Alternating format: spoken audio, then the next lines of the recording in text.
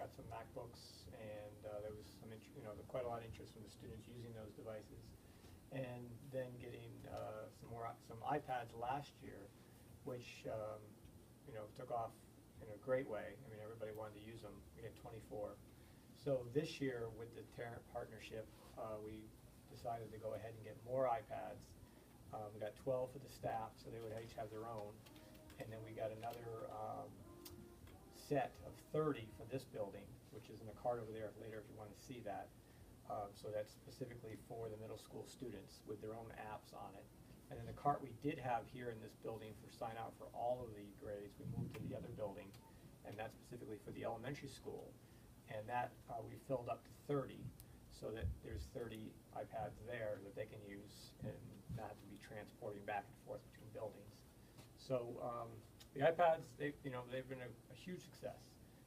They'll also support the iPads. We did some infrastructure upgrades with some more Wi-Fi hotspots because those things are always out on the internet, and you can get a lot of, you can have your bandwidth literally come to a standstill when they're uploading these videos or doing stuff with Dropbox or something. So in all the parts of these buildings, this building and the building next door, there's more hotspots for them to use.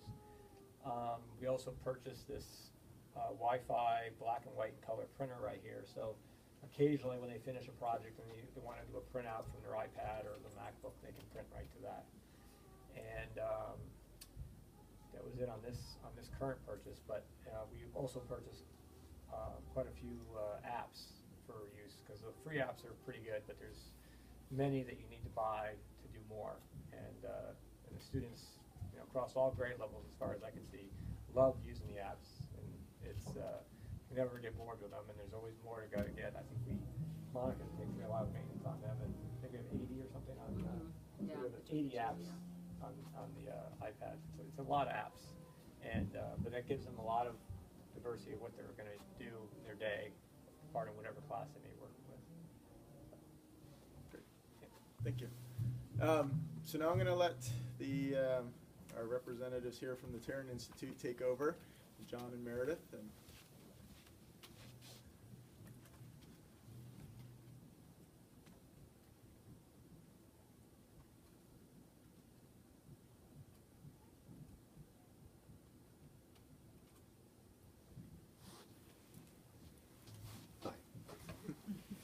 once again, I'm John Downs with the Tarrant Institute for Innovative Education, which is a mouthful, so we often say TIIE, which makes it a little easier. The Institute was set up about 4 years ago, after we had already been working on very similar work for the previous 3 years. And that work was going well enough that we ended up getting funded through the university through a gift from the Tarrant Foundation. But we're completely independent, working as we see the opportunities unfold for us under the auspices of the University of Vermont. Our goals are to increase middle school academic engagement. So the focus on engagement, we see a strong link between engagement and ultimately student achievement. We also see a link between engagement and school completion. One of the strongest predictors of high school graduation is students' performance in 6th grade.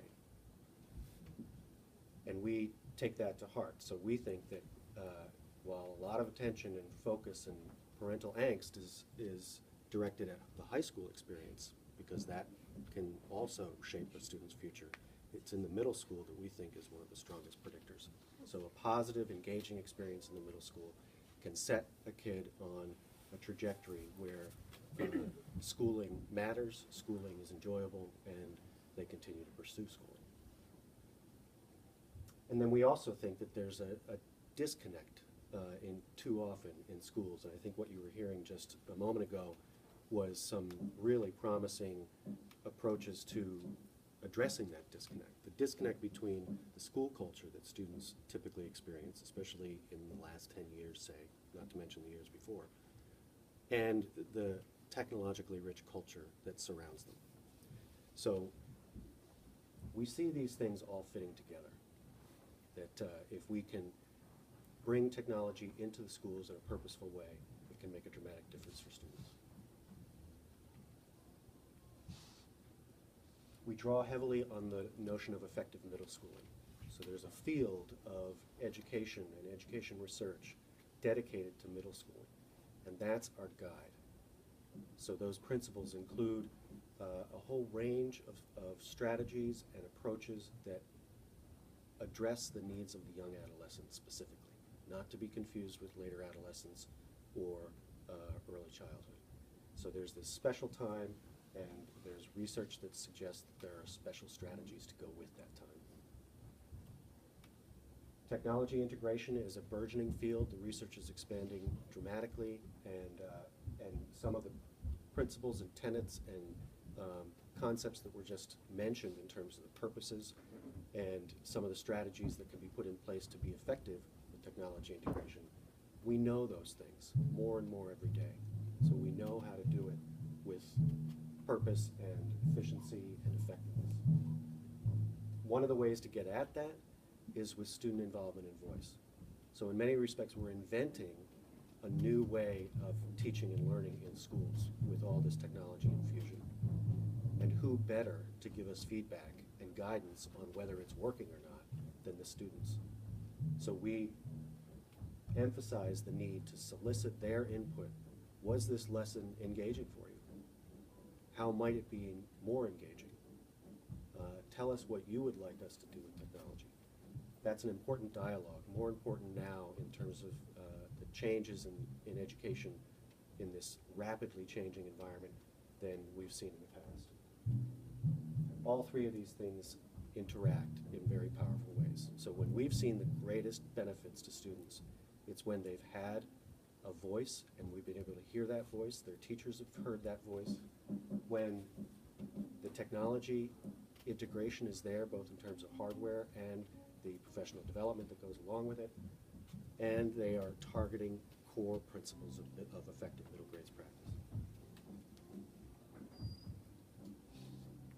When we break down engagement, we see all of these tenets, we call these our tenets, that we can come up with education that's technology-rich, personalized, relevant, meaning that it strikes at what the students really care about and value. It's authentic, so why pretend that we are doing an international experience when we could just do an international experience?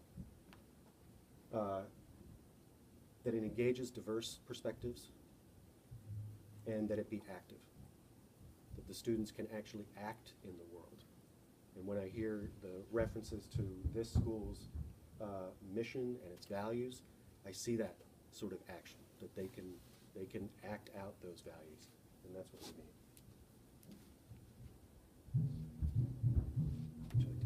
Sure. I'm Mary Swallow, and the other thing that we do in addition to the technology assistance and the hardware and the software that Mike spoke about, because that's kind of the easy part, right? That's just the ordering, that's just the bringing the stuff in. The hard part is what these guys do over here, and that's that embedded teaching, that bridging the gap, students what they do at home and what they do in school. And I just want to emphasize and acknowledge how much time they have put into this partnership. And if you don't know it already, the amount of time, the extra time that they've put into not just developing their own personal learning, but really shifting their own practice. You heard a lot about student-centered and student involvement, and that shift in practice doesn't happen instantaneous. It does take a lot of time and teacher learning, and that's what they've been doing. We're hoping to continue this partnership and really use this professional development model not as that once-a-year workshop that you might think of when you hear the term professional development, but something that's more embedded and ongoing. And that's that timepiece that I keep mentioning, monthly meetings that they've dedicated to me coming in, every other Wednesday or so and engaging in workshops, emails, hey, I want to try doing this in my classroom, can you help me out? And it's that extra communication that I've seen from everyone.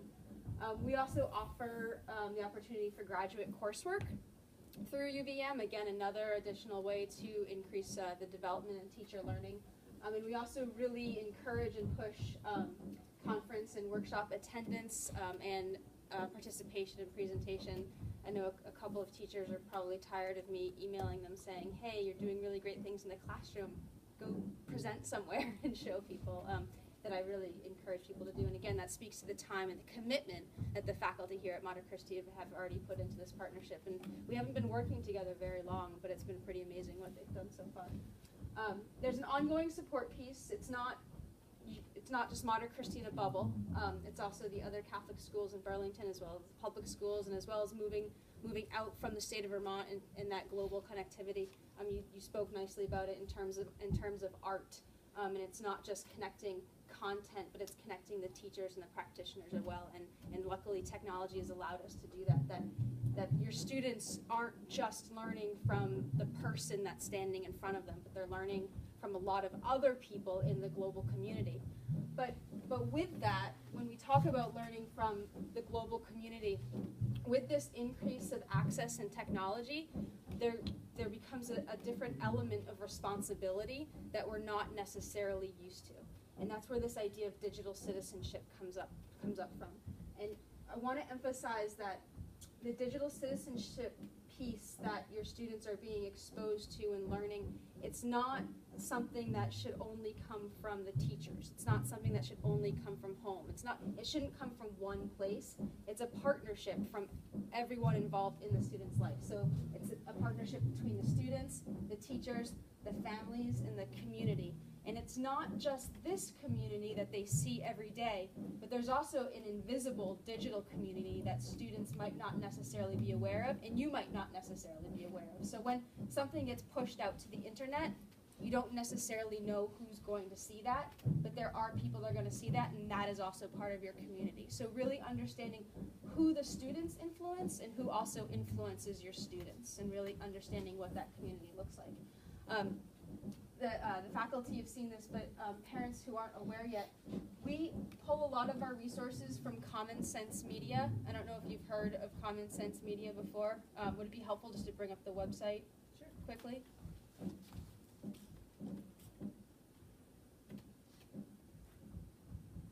Or somewhat quickly?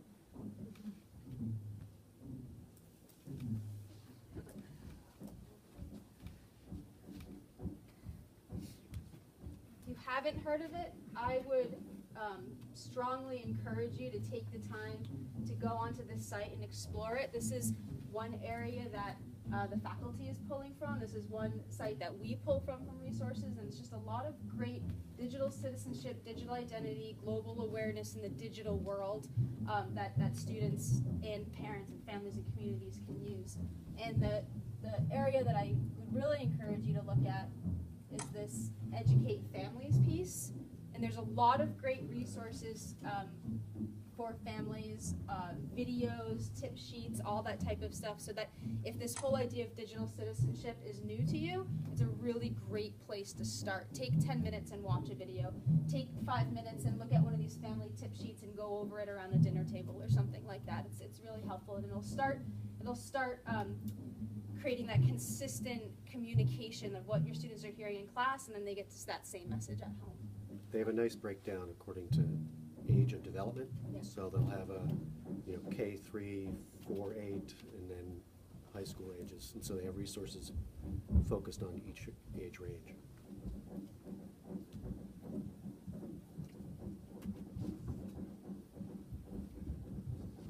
You want to take that? So the piece I left out before is that this is, I believe, our 8th partnership. So our first partnership goes back 7 years, and so this is our 8th, and we have more partnerships running now than we ever have. So we'll have, next year, including this one, we'll have 7 partnerships running. So that's put us in a position to really think a lot about our research agenda. And so paired with our outreach strategies, where we work with schools, as has been described, we're trying to know whether our work is effective and whether your work is effective. And so to do